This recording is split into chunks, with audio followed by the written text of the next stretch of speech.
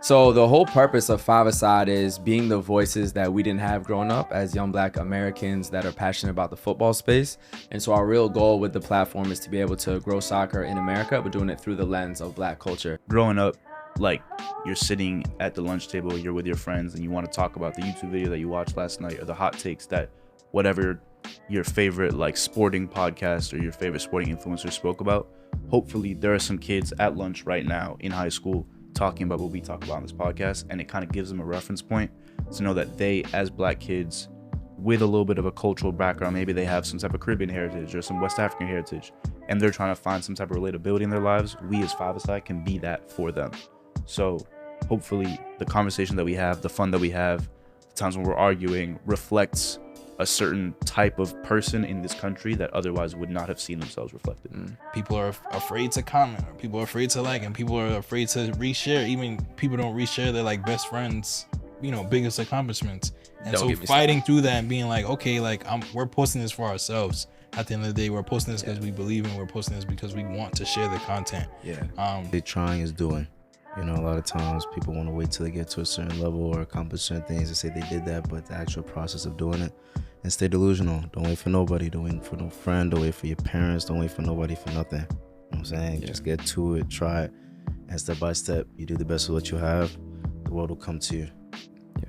A desire and idea to really be in like a very like highly respected platform in this space in terms of all the stuff you do on social, with your show, etc. So could you just introduce yourselves in terms of like basically quick intros going around? Sebastian Songwe Kaliat. My dad's from Italy. My mom's from Cameroon. I'm from DC, and I'm a co-founder of Five Aside. Joshua Kwesi J. Jumphy, Ghanaian American from Long Island, New York, co-founder of Five Aside. Gabriel Guisado. I'm African American and Spanish. African American mother, father from Spain, and I'm a co-founder of Five Aside from upstate New York. Kendrick Beausoleil, Wednesday Haitien. I'm from Long Island, New York. I'm also a co-founder of Five Aside Media. Talk to me about the journey of Five Aside. What is it, and then why did you start it? Oof. Go. You can put it on me. Yeah, for sure. So the whole purpose of Five Aside is being the voices that we didn't have growing up as young Black Americans that are passionate about the football space. And so our real goal with the platform is to be able to grow soccer in America, but doing it through the lens of Black culture and really being the voice for that. And it came about from myself and Josh started Wavy Footy in 2018 with that same sort of purpose. Brought in Kendrick in 2021. Around the same time, got digitally connected with Sebastian. From there, met at an event where he actually did a pop-up of his clothing at a FIFA launch event. And a year later, started Five Aside Media in fall of 2022. So we're coming up on, I think it's been exactly about our 3-year anniversary. This is actually our 100th episode as well. So very proper timing for this, for sure. Cool. So next. Gabe, I know you mentioned this, like, obviously, the beginnings of Five Aside. Like, can you talk to me about, like, the moment when you realized you had something special with the platform? Yeah, so I think definitely had some confidence coming into it from Wavy Footy and the kind of the motion we had built previously, and then being able to add in these guys and put together such a great team. But I think the fact that the World Cup hit so early within our journey, so it started in November of 2022. We only started recording in October. So being able to see the growth of our page, the growth of our YouTube, the virality of some of our clips, the commitment of the team to record sometimes 3 times a week, including late nights after work, being able to have that much motion that early on, that much commitment and coming out of pocket for it, I think we quickly realized how serious this is, and kind of getting that feedback that like, nah, we are built for this and like people want more of this. So that really gave us a lot of confidence. And then I think one thing I'll add is that we committed to high quality production immediately. This is the first studio. Shout out WTF Media. This is the first Black owned studio. Yep. This is the first studio that we recorded in. Our first episode was in the room right next door. So one of the first things we said to ourselves was, if we're going to do this, we might as well do it at a high level from the start. A lot of podcasts start either audio only or on iPhones, stuff like that. We were like, we're going to go for it. We're going to invest money into creating something high quality from the jump.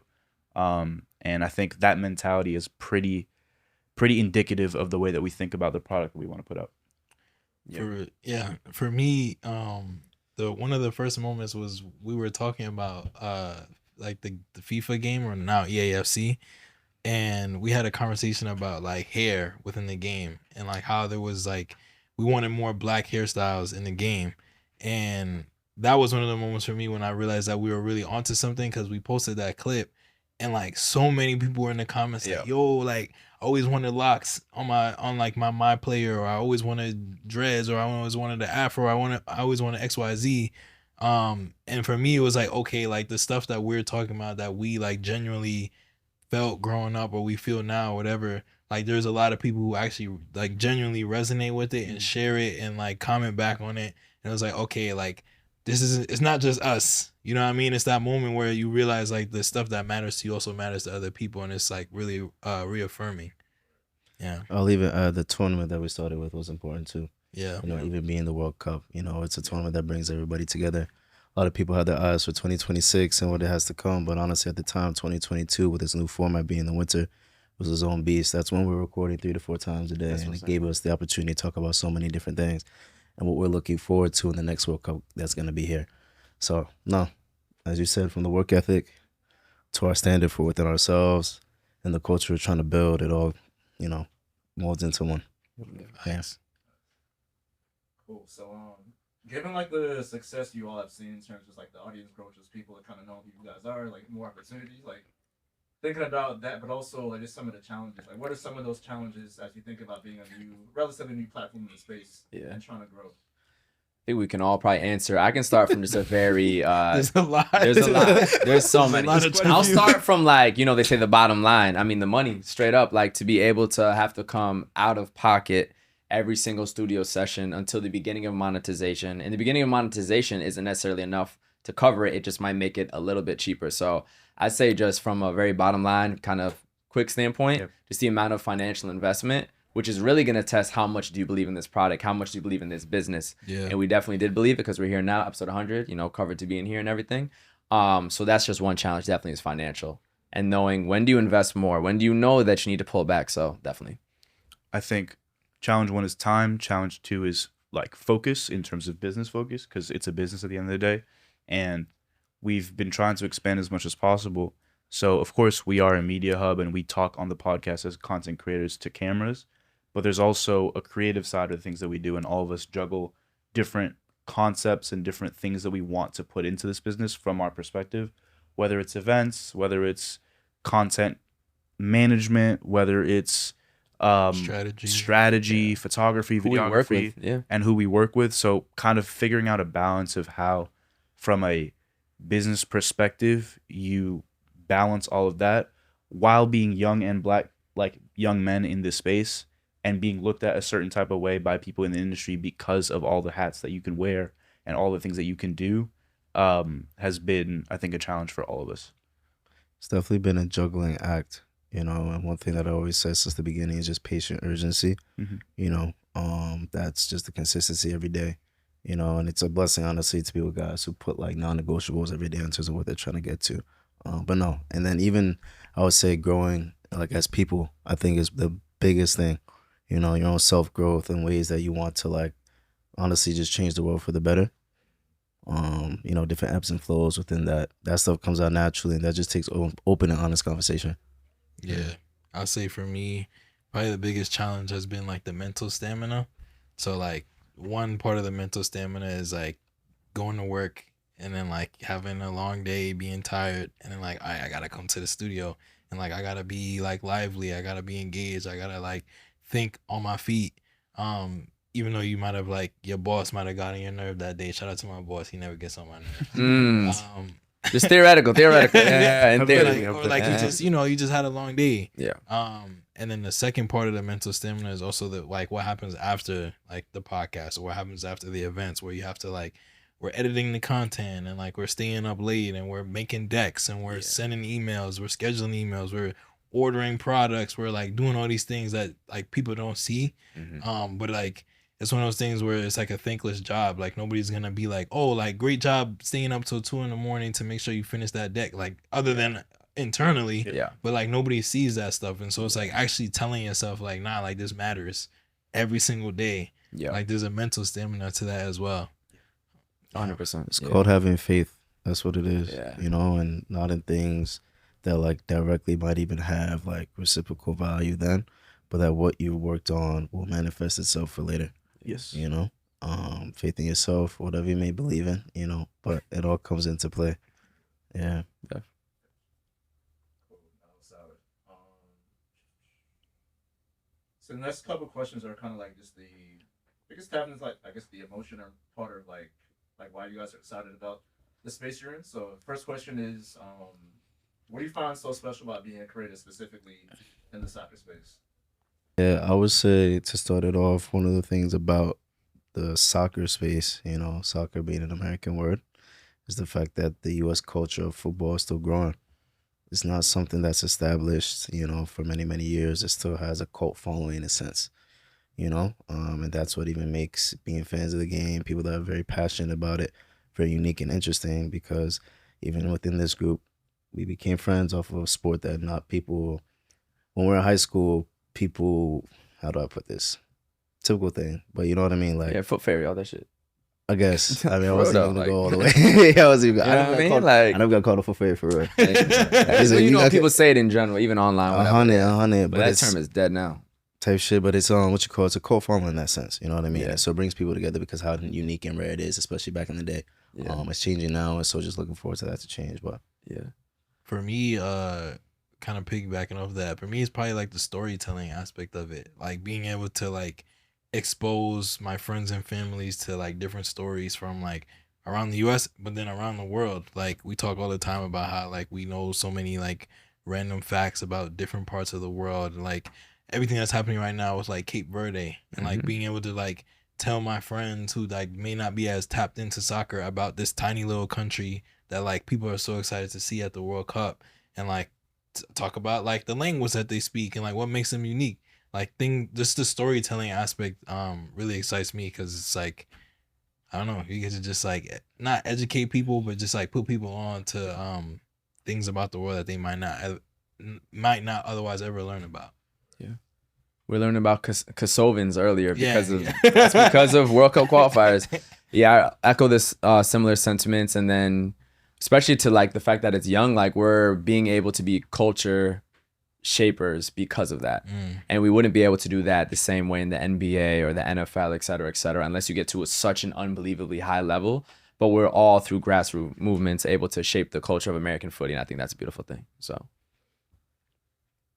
So next thing, kind of just diving into the type of content that you guys put out.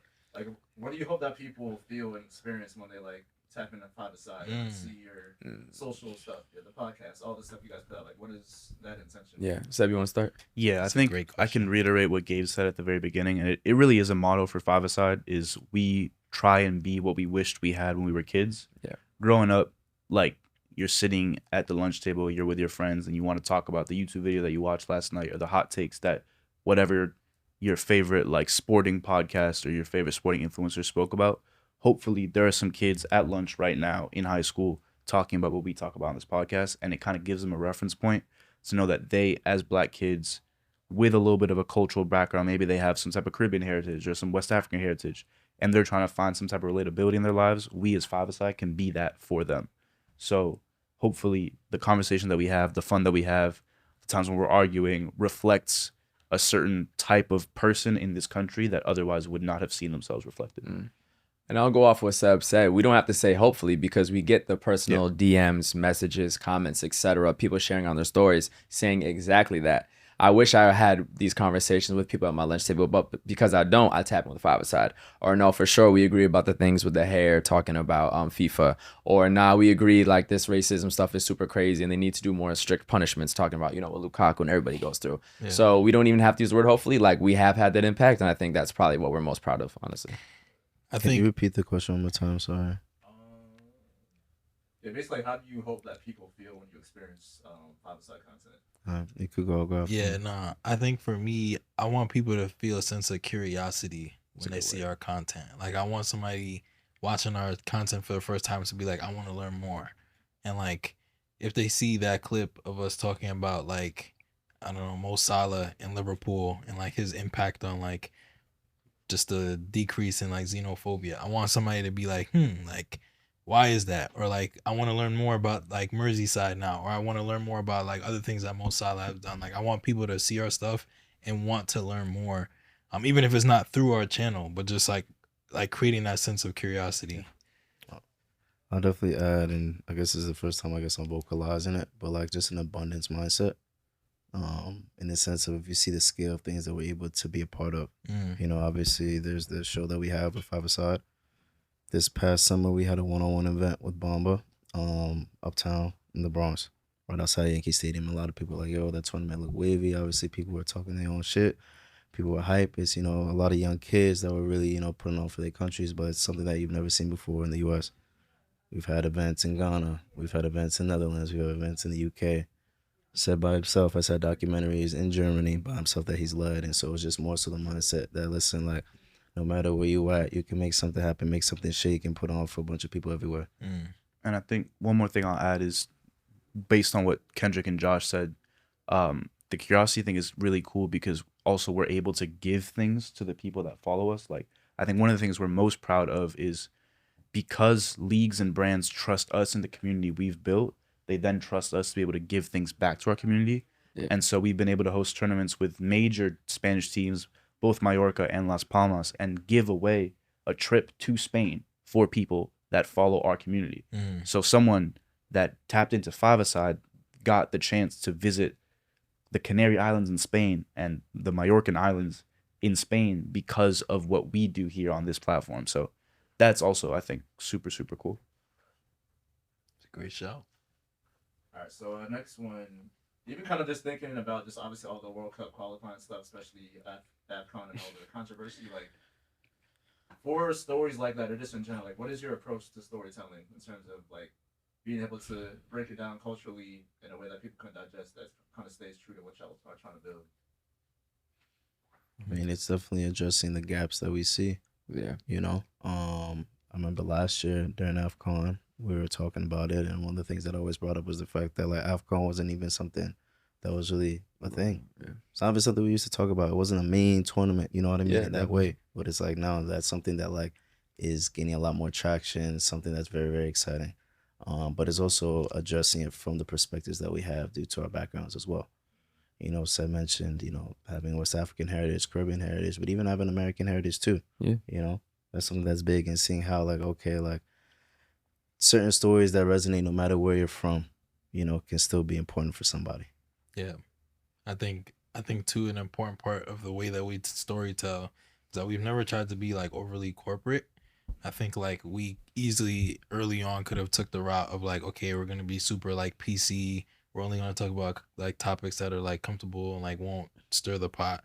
But like we've never shied away from like talking about sensitive topics. And I think that's super important and like a reason why people like genuinely like will continue to follow us and support us because they know like when they engage with our content, it's like fully authentic. Like we're not watering down anything. Yeah. And because of that, I will say we've dealt with a lot of social media abuse, which we laugh at now because we're so used to it.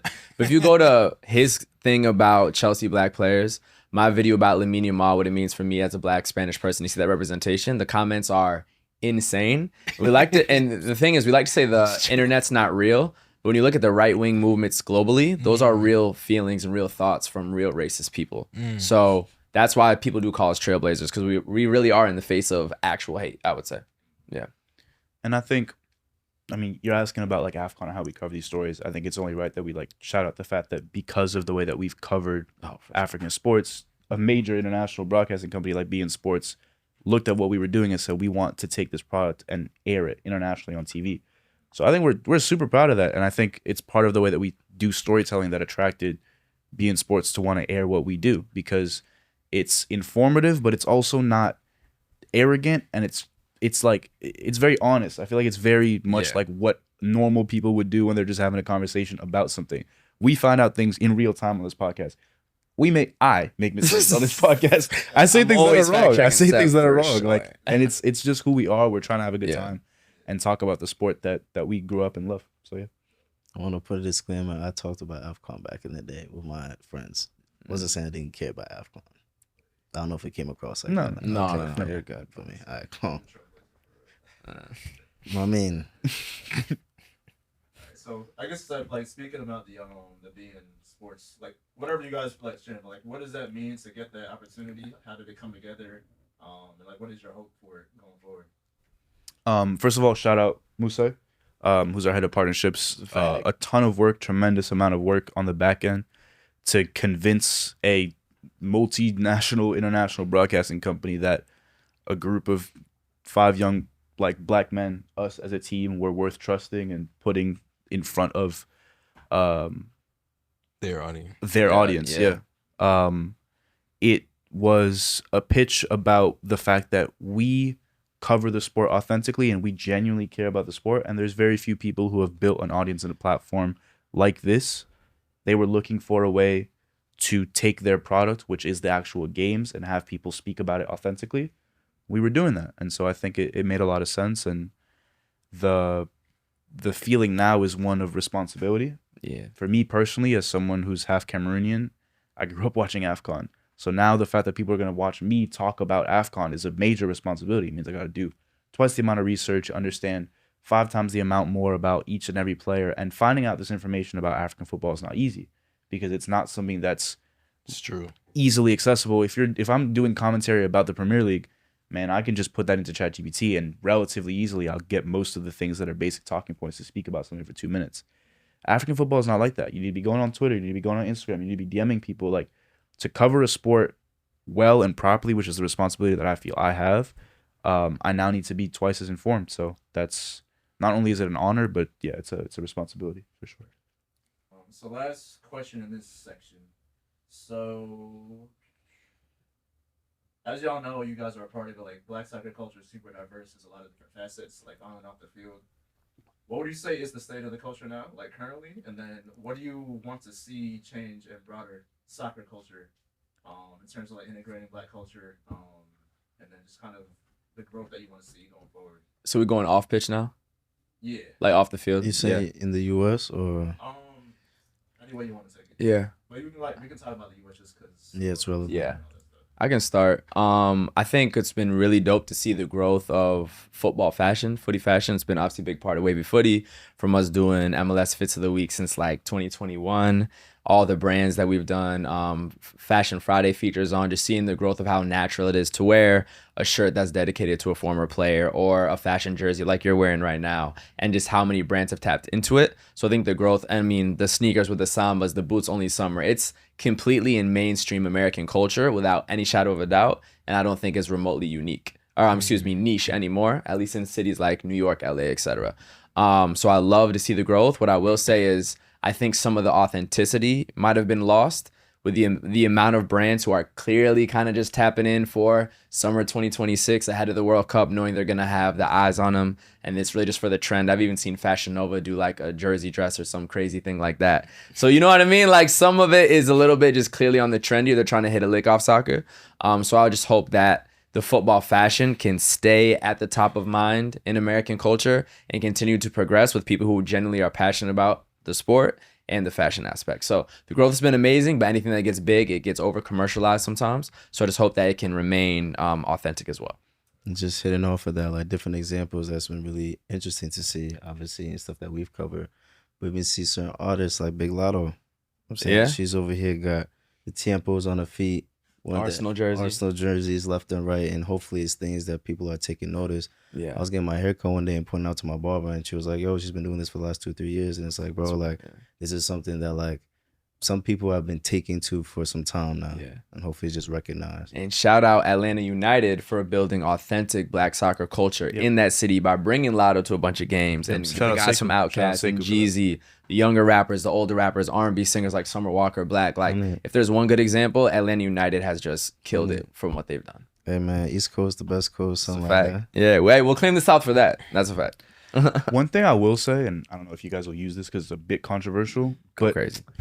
I think there needs to be a little bit of an acknowledgement of the fact that black people in America are less inclined to support the U.S. national team just because of the way that it is to be a black person in this country. And so there is kind of this word that's floating around the soccer industry right now in the fact that soccer is fragmented. Copa 90 has kind of trademarked that word, but I think it's very true. The U.S. soccer industry is very fragmented. And so, Barbara, cool. And so because of that, what I would say is that there needs to be a certain understanding of how to attract people that may not be inclined to support a national team but love the sport. When the World Cup comes and you see black people be a little bit hesitant to celebrate a soccer goal from the American national team, there is a reason for that. And you need to find a way to relate to that person who has that feeling, because that is an authentic, real feeling. And you can't just like wash over that. And it's not just black people who will feel that way.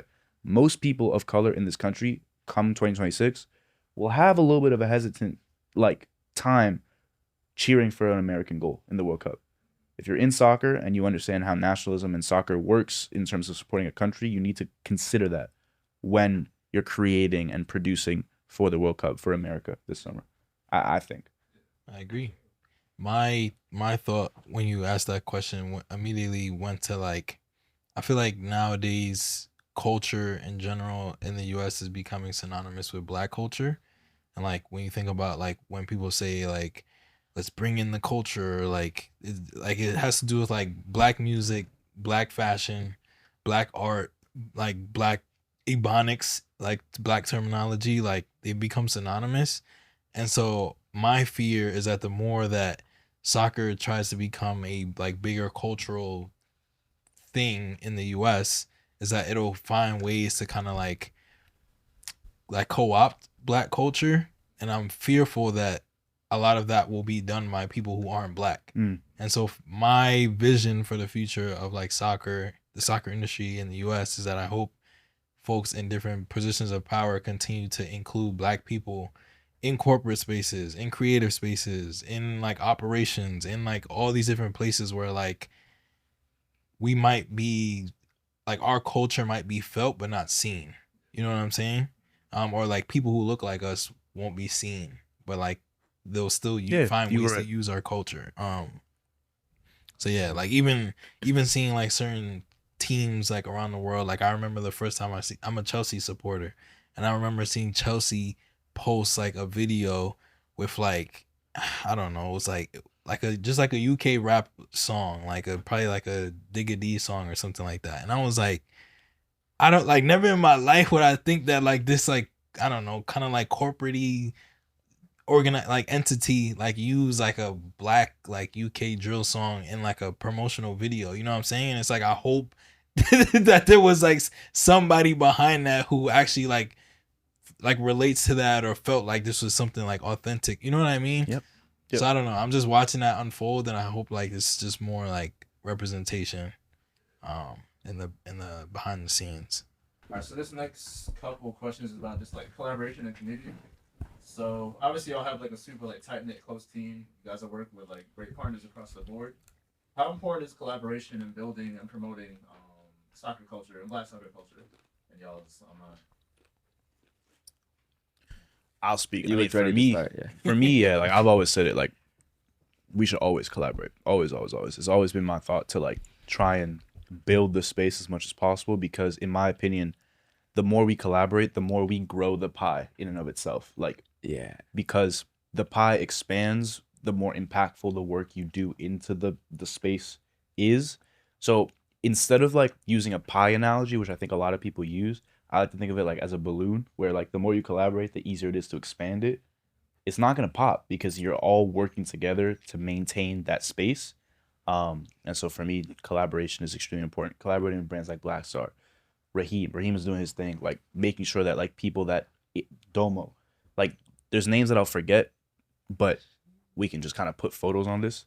All those people, every single person who has kind of helped to grow black soccer in this country, we should work with and we should always be a part of, whether it's federations, whether it's like just everybody in general, is super important to work with. So yeah.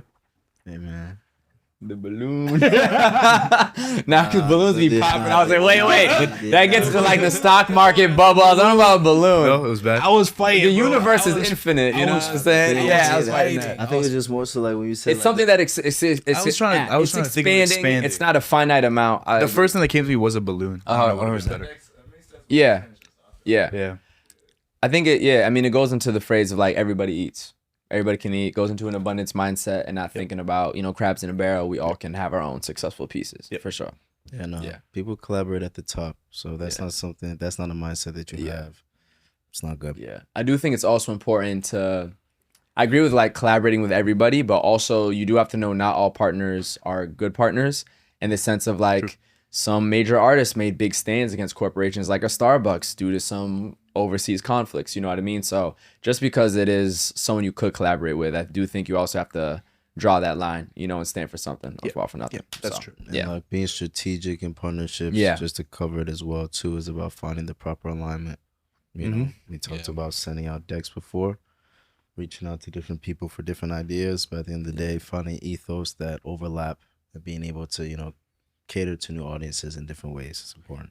And I think even finding ways to bring people into the soccer space, like black creatives into the soccer space who otherwise might not be in it. So like contacting photographers that we know who like may not necessarily shoot games or shoot soccer events, but like now they're at our tournaments, and now like we're collaborating with them to like go to games all over the world and getting them like media access to shoot different games. Or these, you know, black DJs who are maybe more associated with like nightlife in a certain way. Okay, let's bring them into like a Jersey theme party that we're doing during the day. So like even bringing people who like aren't necessarily like entrenched in the soccer world into this world so that they can expose their friends and like they get opportunities as well. Yeah. Shout out our Angel. Just being one of those photographers right now has a messy pic going super viral. So just as one good example of it. Thanks. Right. That was actually going to be my next question. You kind of answered it as far as like just how do you create more space for people to join you? But I mean, Yeah. Yep. You answered it. So Like that. Yep. All right, so this next question, and we got just two more sections. But there's just one question in the section, but it's around the World Cup. So we kind of touched on this a little bit, but basically, obviously, a lot of attention around Club World Cup, big momentum for next year with the World Cup. How do you see the future of Black soccer culture, and like what role will five-a-side play? I kind of felt we kind of touched on this. But Yeah. Is there anything you want to like expand upon? I can go quickly. I think Black soccer culture is going to become more and more close to what NBA Black culture is.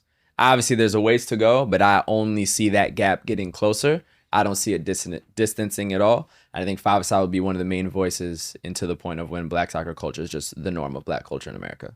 That's kind of my simple statement. Yeah. And I think, I mean, it'll only.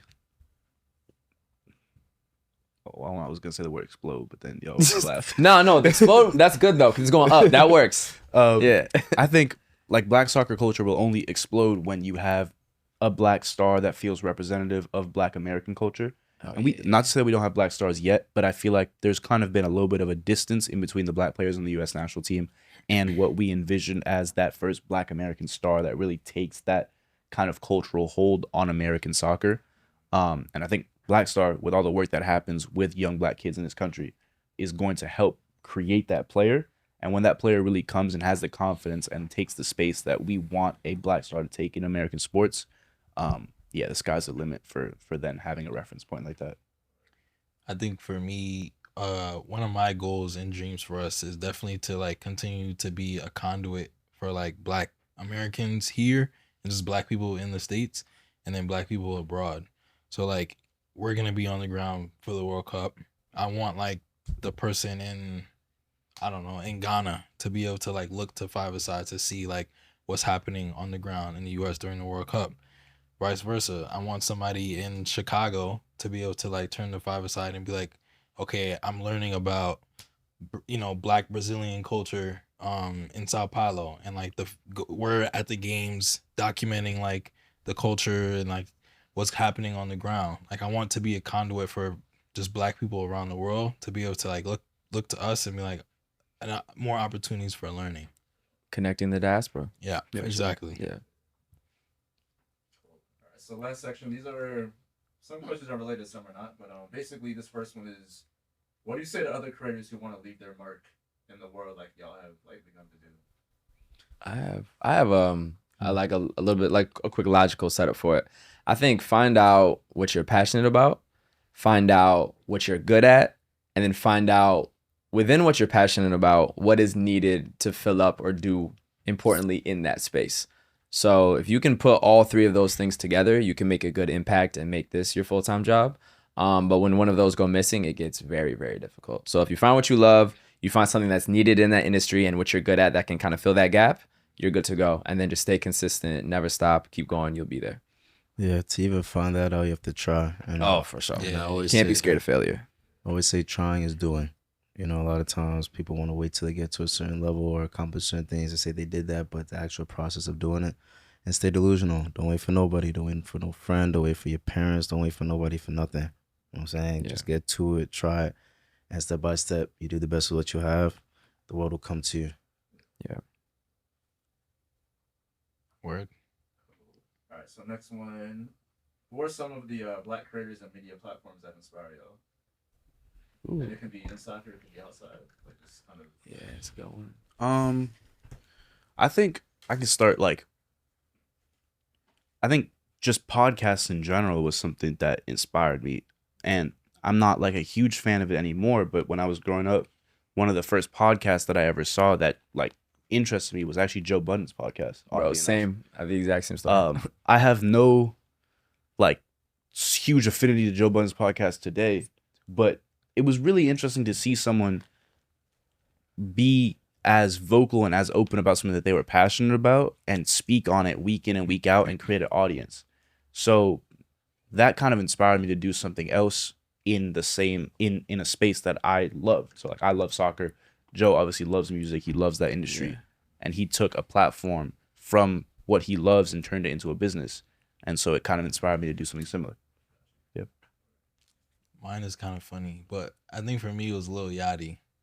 So he had this like series called I think it was like Lil Boy Boat Show or something like that, or like the Boat Show on YouTube, where he would just like vlog him in the studio, or like he would kind of vlog his whole creation for like an album. And like it really wasn't that popular, but this is probably like 4 or 5 years ago. But for me it was powerful because it was like I got an insight into a world that I previously knew like very little about, like what it actually looks like on a day-to-day to like be a world-renowned rapper, and like kind of the simplicities of it, but also like the difficulties and like whatever. And for me it was like, okay, like this is like a kind of a blueprint of how to like naturally and organically bring people into your world in a way that feels like just like organic and not forced. And I feel like that's something that like obviously we do with the podcast, but like something that we do with all the other things that we do as well. Yeah. You said black creator specifically? Yeah. Yeah, I would say I first got into podcasting pretty much through the Joe Budden show too. Don't follow anymore. But out of that came Rory and Mal and Damaris, who's part of it too. So that's 2 black people on the 3-person pod. But yeah, so that's definitely just been very inspiring to see how people can build a product solely off of like a passion for a culture and speaking about it, and then also connecting within that industry. So now, you know, not even just interviewing music artists, but then working in the studio with them and dropping their own music, or managing artists, or putting on shows, and like the full breadth of what you can do in the music realm. I think is how we feel about doing the full breadth of the soccer realm. So we have the podcasting, but we have an event that we're producing tomorrow, but it's not even our event. We do our own events like the tournament with Mallorca, and then the documentary stuff, and then short form content outside of the studio. So just being able to like take over the full, not take over, but work within the full landscape and not limit ourselves, I think is very inspiring for anyone who does that in any industry. So The question you asked was about black creatives, right? Cool. So it's interesting. I would say starting Wavy Footy with Gabe, we actually didn't have, or I should speak personally, I didn't have a reference point. It wasn't like, I learned about Black Hour after starting Wavy Footy, Yeah. for instance, and Black Hour obviously started before us. But what actually inspires me the most is the next wave. You know, I'll give a shout out to Kickoff USA. I'm saying Young Boy and the A. Shout out, I think Steven's his name. I'm saying, but just seeing the next wave that's already coming up keeps me going, because it's like, okay, there are people that will take to what not only I have going on or what I've been able to like share with people, but how they want to express themselves, you know, their own new ways. Yeah, if that makes sense. There wasn't like any podcast that really like stuck out to me Yeah. to try and start a podcast. And I'll even but- say with that, speaking of course, 2018, we weren't really thinking about podcasting like that either. So from the whole concept of Wavy, from that direct lineage, definitely had no inspiration. It was just like, again, making what we didn't have. So yeah. Yeah. All right, so last 2. So this one is mostly kind of like a look back advice type of thing. So like basically thinking back to like when y'all first started, like what would you tell yourselves like what was it, 2019, 2020? For, for what? Wavy was 2018, well, 5 Aside 2022. 2022. But then we all did solo stuff before that as well. So Yeah. like Wavy was earlier, Seb was doing the AC Milan stuff. So we all have, I'd say it's even longer than that. Yeah. So, like, just whatever the date is, like, thinking Yeah. back to that time, like what would y'all like tell yourselves advice wise? Yeah. As you think about how things are shaping up right now. Seb, you look ready to. Nah, I have nothing to say. Oh, he said, nah, you have something to say, bro. Come on. Not formed yet. Not formed. Not formally? No, you said Not not formed yet. formed. Oh, not Go ahead, formed. go Okay. You said advice, right? Yeah. And specifically, like for yourself, not like to anyone. Yourselves, for the team, just like Yeah, okay. kind of just thoughts around. But on some personal. Okay. Yeah. Oh, I have one actually. Wow. Yeah, go ahead. I think we should hire Moose like day one. To be honest. Wow. That's fair. Yeah, like help. Like you can't do everything on your own, and like expanding and bringing in people that like share your mindset and share your like goals and your vision and your delusional like positivity and optimistic positivity is really important. So yeah, like expanding and bringing in people that share the mission. And honestly, like for anyone watching this, like we are an open team. Like we are always interested in hearing about others and people who want to help us and work with us and do things with us. So if you are watching this and you're a young Black person who wants to work in the soccer industry, like hit us up. We'll find a way to make you like be a part of this in some way. There's some advice I'll give myself. I could tell myself a lot of things, but I'll definitely say, if it doesn't work for you, it's working on you. You know, I always say that we're bigger than what we're doing, and so everything's really personal character development in every type of way. The better you become as a person, the better your initiatives go. And so that's something that I'll just embody more. I guess like if this is something else like for I guess other people watching to be able to find inspiration from, like there's a cycle definitely of burnout, reset, and evolve. Yep. Burnout, reset, and evolve. You could be burnt out from accomplishing, you could be burnt out from missing the mark. And so just getting ready, or just even, like I said, embracing that and failing forward is a very big thing. Like, that's life. Just got to keep failing forward and you'll be good. Yeah. I'd say for the self, going all the way back to like 2018, we started we were 21. Yeah. You know, very young. So I can't believe you're still like almost that age. That's insane to me. Anyways, so shout out you for doing everything you're doing at your age. But make sure that you're finding the validation in yourself and not seeking it through the business you're building, the culture you're building, the post, the blah, blah, blah. Like the more you can just have that within yourself, everything else is just an added plus, and you're more authentic in what you're building because you're doing it for your own personal truth and not for clout and not for this and not for clicks and not for that. And I think we've embodied that the whole time. Even when you struggle with ego things, I think it's always been very authentic. Bro, if you do it for other people, you'll you stop. know what I'm saying? And we wouldn't have started something niche if we were doing it for other people. And then the other thing is like, just keep like, it's going to happen for you. Keep believing it. And I remember I listened to a lot of like really inspirational rap music, and I really attached to very specific lyrics. And I remember 2021 in the gym in Philly listening to Central C's song No Pinging, where he says, took the risk and went independent. I just turned down 6 figures. And I did that this year, leaving my full-time job. And I remember listening in that moment in the gym, like this will happen for me. And it did. So just keep believing, keep latching on to very specific levels of manifestation, and it will happen for you. So, yeah. Mic drop. I can't follow that up. What would you tell yourself? Bro, I don't even know. I'm fucking crazy. We're all crazy. Type shit. But like, yo, I mean, I you'll would probably appreciate this later. Yeah. Like, Nah, say I something. feel you. Or for your older self, shit. Nah, I understand. I feel like it would probably echo a lot of what Gabe was saying just about like the self-validation part. Mhm. Like, I think for me getting into this space, I don't know.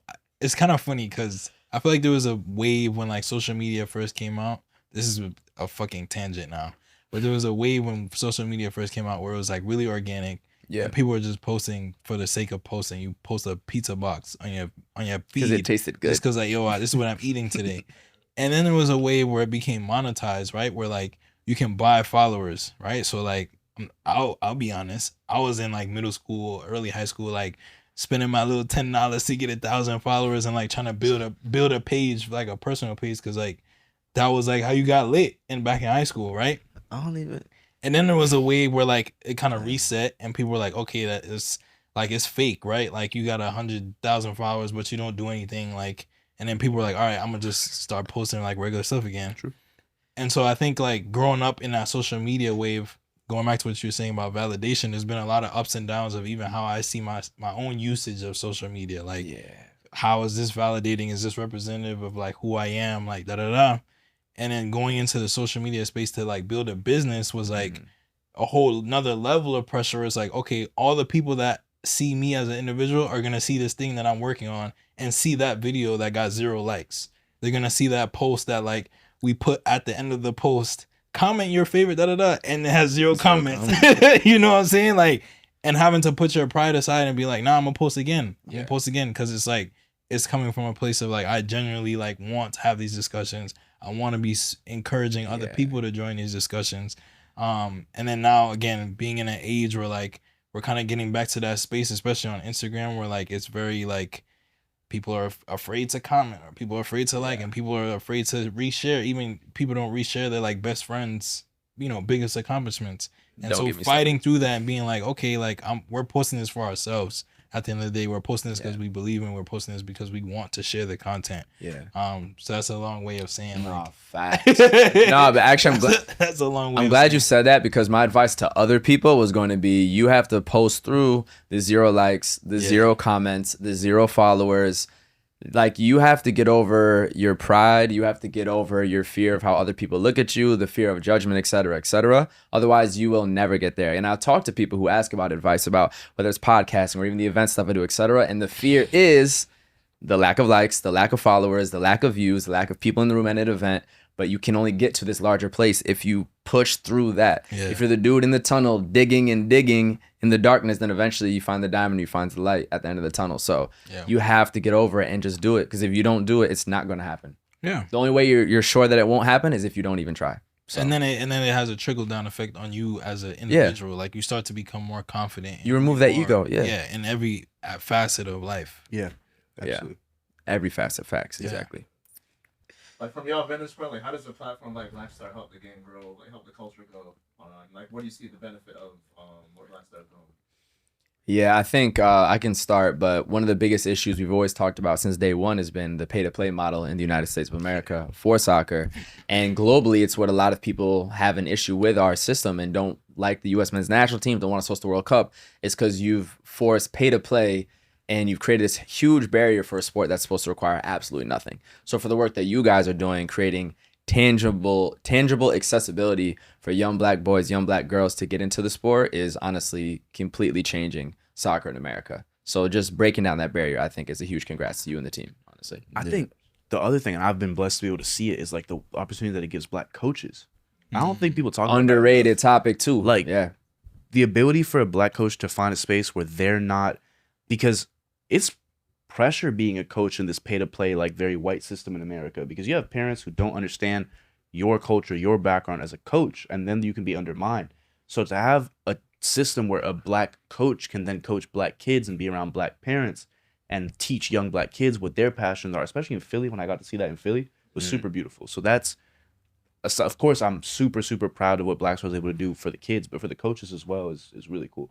Yeah, I was gonna highlight the black coaches, not even just for the perspective of themselves working in that space, but more so being a kid or an upcoming baller who sees that many black coaches around. Yeah, people are in their community that they can speak to things that are not only just on the pitch. To be honest with you, that's how you're able to make relationships, even if the kids go all the way and score in the World Cup, or if they find other ways to still be involved with the game. That type of moment will be something that they want to recreate, which is honestly the most important thing. Yeah, I think the only other thing I'll add is like just seeing more black faces in general, like literally, like outside of your family or coach or like, like the people who you might see as like the authorities, like being a kid and seeing like the dudes from Five-A-Side at the Black Star event last year at SoFi, and just like, I don't know, the kids were just interacting with us in a way that I was like, okay, it's not my parent, it's not a coach. It's just like a guy, you know what I'm saying? That's here important. And they want to play with, you know what I'm saying? Or they like asking, like, I remember connecting with one kid specifically who like followed me, and then he would just ask me about like opportunities at the league, or like he would just hit me and be like, yo, can you watch my highlight tape and like let me know what you think? And it's like those little moments where for me, like, it's like, this is really dope. But for him, like, I don't even know how much like just having that point of contact with somebody who looks like him that's involved in that space but isn't like an authority figure, that could mean like so much more. So even creating those like just organic connections where it's like, yeah, it just happens organically, I think is really powerful. And then of course we're gonna talk about it, but it's good to put it in this, like, the national showcase is an incredible thing, especially because not only is it helping black kids, but it's helping young black girls, and that's like a layer that's an extra layer Yep. of difficulty, because not only are you a young Black person, but you're a young Black girl, so you're facing issues with gender issues as well as with racial issues. So what the National Showcase is able to do, credit to you, man. Thanks. But yeah, no, that's a wrap. I think the point you guys said on the coaches is definitely interesting, just because I feel like always the coaches are like for sure resonated, but even like when we announced the showcase, like it's kind of random, like kind of high level, like elite club, like Black coaches reaching out, like how can we be a part of this? How can we support? Just so Yeah. strength of like what we're trying to put together. So it's been cool to seeing that, but also although we can't always like serve coaches the way that I would love to. It's just kind of cool just to see the ways that we can like platform them. Yeah, So, that's amazing. Yeah. Yeah, it's fine. No, I appreciate that. That was super solid. You too. Thank you. Super helpful. We have a founder of a company called Black Star here today. Patrick, I'll pass you the mic. Can you please introduce yourself? What's good, y'all? A pleasure to be here. My name is Patrick Rose, the director of Black Star and Culture Marketing. Yes, sir. Let's clap it up. Legendary organization. Welcome to the show. Welcome, It's a welcome, big welcome. fact. Appreciate y'all, man. Of course. Pleasure to be here. Pat, I know you don't have too long, but I know you're here to talk about something very, very important to the brand and what the brand is building right now. Can you give us a little bit of context about what the work that has gone into the Next Wave National Showcase is? Nah, for sure. So, we're Black Star. Like, as a brand and a platform, we launched in officially 2021. Like, the work started in 2020. But really, like, wanting to provide, like, a brand, a platform for really just to help the game grow holistically. So, obviously, there's a lot of, like, facets to that, like, both on and off the field, from, like, a grassroots perspective, from, like, a lifestyle culture perspective, from storytelling, really all the ways that we interact with the sport as Black people, really wanted to kind of help and support that growth. So, when I think about the grassroots, it was really two things. Like, one, how do we just increase the number of like Black kids in the game, like from entry level? So we do like a lot of different youth clinics around the nation in 6 different cities. And then the other big piece is like, how do we provide a platform for kids to like get from the local club teams to the high school to either like a college or even like a professional pathway? So knowing that like there's a big pay to play issue, knowing that a lot of these environments are super political, like how do we create like a platform where it's like centering Black youth and providing that platform for them to get seen by like coaches, academies, college coaches in their local cities and neighborhoods. So we started locally in 2021, like launching in Detroit and LA, like providing some like local showcase environments. And then we kind of did that all the way up through last year. And then for the first time this year, super excited to like announce our All-State Next Wave national showcase, really trying to grow the game, specifically helping the just focusing on girls for this year one. I think that's a big piece of this too. But yeah, started locally in 2021 and we've now like grown to the point where we can actually provide a more national platform. So I'm super excited about that. Incredible to see. 100%. So essentially what you've found is a problem where young Black girls who want to play soccer in America don't necessarily have a platform to do so. What do you hope the Next Wave National Showcase, the All-State Next Wave National Showcase, is able to provide to these Black girls? And where is it going to be held? Like, what exactly is going to be the outcome of this event? Yeah. So like definitely the hope is really to provide like a real opportunity for them to get exposure. Specifically, obviously going pro is great, but like really the kind of the aim is like, how can we get these girls an opportunity like to compete at the college level? That's the most tangible opportunity for a lot of players playing. And really, when I think about education in our community, kind of like mixing that with sports, it's super important. So really, like it's really to provide this platform where we're bringing together a bunch of different colleges locally, but also like highlighting and amplifying HBCUs is a big part of this. So really the college pathway, HBCUs, and even like kind of bringing a couple pro scouts to the table as well to provide them with the opportunities to compete against girls that are at a high level that they can also kind of like build community with. Because like, as y'all know, there's not a lot of spaces in U.S. soccer at the youth level where like you have a lot of Black people playing on the same team. Like I experienced that growing up and I'm sure y'all did as well. And I think it's even more pronounced when you think about girls and like how can you kind of help and provide that platform. So the showcase is going to take place November 22nd through the 25th. So a multi-day event at Prairie View A&M University right outside of Houston, so that it is an HBCU. So we're actually super excited to be able to like support and help host this at a HBCU event. And it's going to really involve a mix of like on-field training sessions, showcase games, and also like off-field programming where they're actually getting enriched, like whether it's like kind of college one-on-one recruiting sessions, like mental health sessions. There's other things that kind of supplement like the off-field programming piece to really provide like a more holistic experience for them. So that's the kind of high levels for the event, and then we're super excited to be able to partner with the Black Women's Player Collective. That's amazing. Shout out to them. Yeah, I've been it's great partners. Obviously, they're probably like the most foremost organization like really supporting Black women at the pro level, but they do a lot of like community work as well. So been tapping in with them, and yeah, it's a collaborative effort with them, a bunch of other like solid folks. But yeah, it's a big endeavor, but we're excited for it. Which other cities have you had the showcase at, bro? Yeah, so I mentioned Detroit and LA where we started, but we've since have grown to DC, to Houston, which we did some like HBCU programming over the last couple of years. We added Atlanta to the mix with our clinics, and then also other one is New York. I was about to So say. you were there? New York was honestly probably our biggest DeMarcus showcase. Beasley and everything. That was fire. Yeah. It was bad fun. That's so Yeah. cool. Yeah, So we've done like some clinic programming. We did a showcase in New York last year, and I think it might have been like our most attended event just because of obviously y'all know like New York is Yeah. one of the hubs for soccer culture in America, but specifically like Black culture also. So yeah, we've been able to like grow to these 6 cities. Looking to just kind of thoughtfully like grow over the next couple of years for just other cities and communities that have the need, but also would like strategically make sense for what we're trying to do. So yeah. No doubt. Can you talk to us about what's been the workload like for you trying to just put this whole thing together? Like, Man, what's you it like? you definitely have a peek into that, but Yeah. it's been a lot, honestly, man. It's a labor of love. I think we're also fortunate that like Black Star is a part of a kind of a startup bigger entity that has like provided us with support, but at the same time, I think we really do like punch above our weight class in that we're doing all these great things, but it's not a lot of us doing the work. So it's a lot of long nights, a lot of conversations, a lot of meetings. But really, I mean, I'm passionate about it. Like myself, I played the game all my life through a young kid all the way through college. So like being able to provide these opportunities, provide an environment that I never had for myself is like just super I guess powerful and exciting to be a part of. So it's a lot of work. But I think the combination of like having great partners, great people that are supporting, people like y'all that are really big proponents of what we're trying to do, I think it's been just a fulfilling work, although it is a lot for sure.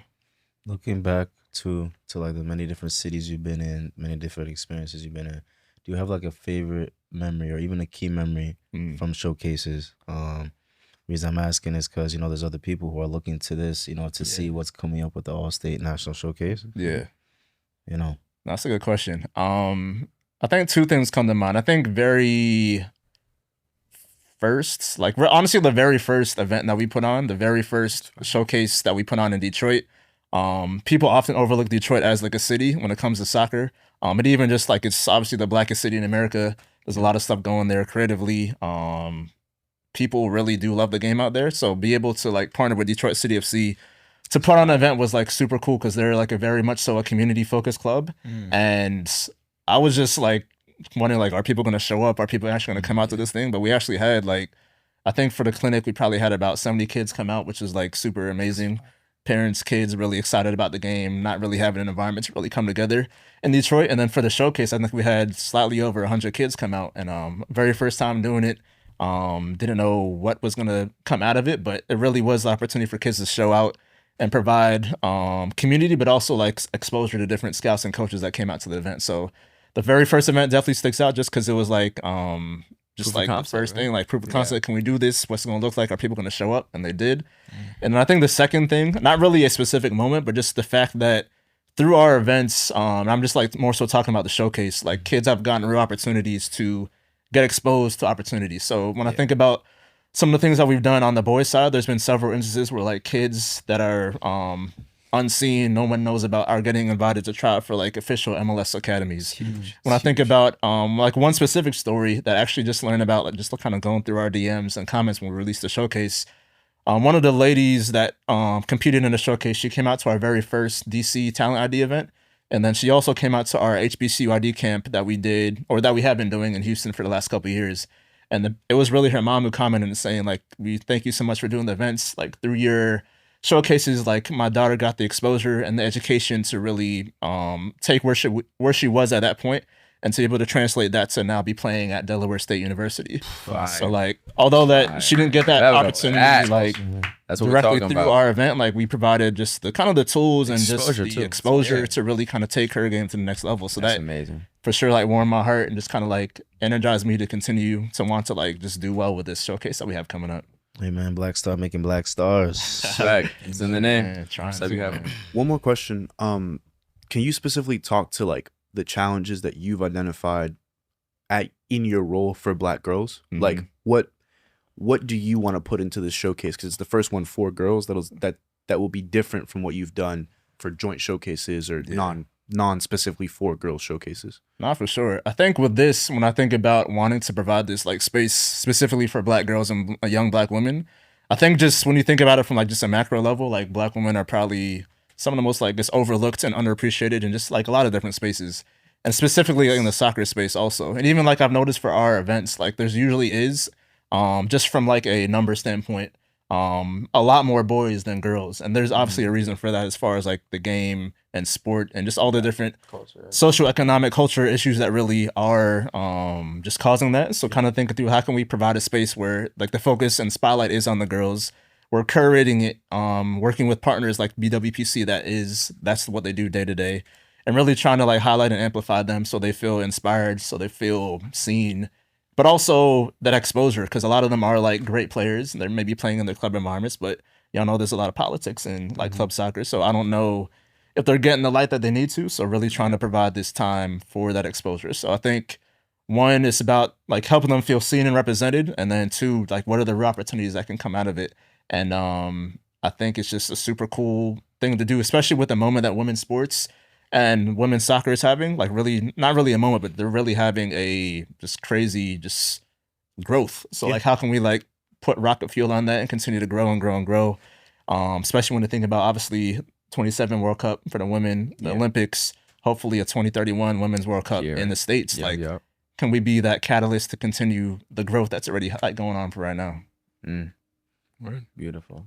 I mean, the only question for me is for somebody that's watching this and getting a chance to learn about this for the first time, what's the best way to support this initiative and just support y'all in general? Yeah, man, that's a great question. Obviously, there's a lot of different things. I think I've been very happy and kind of surprised just to see like the overwhelming support from people, like just people reaching out, like saying like, thank you so much for doing this, whether it's a player, a parent, whether it's just a colleague in the industry, kind of seeing what we're doing. So I think just that support, those notes of encouragement are super helpful, especially as we are just in the midst of really trying to deliver this. So I think the continued support there, just one of our big things as we continue to grow, like as a brand, is like, how can we just do more, have more impact? So obviously you need money for that. So like, I think any introductions for brand partners or just partners who really are aligned with what we're trying to do is super helpful. And then, just follow us, like check us out, see what we're doing. Cause obviously the audience, the engagement, all that stuff helps to really shine a light on what we're trying to do. So, I know there's a lot of ways, but I think those are a few that come to mind for sure.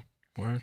Awesome. Dope. Thank you so much, man. Really appreciate it. And we can't wait to see how the showcase goes. You know, it's going to be life-changing for a lot of girls. I appreciate y'all. For Love sure. what y'all Appreciate do. you, man. And it's been a good time to be on the pod. Of course. Sure. Thank you. Episode 100, man. You came at the right time. Like, it's only right. It's only right. We tapped in, bro. Appreciate you. Yes, sir. Yes, sir. Congrats in advance. Appreciate you. Yes, sir.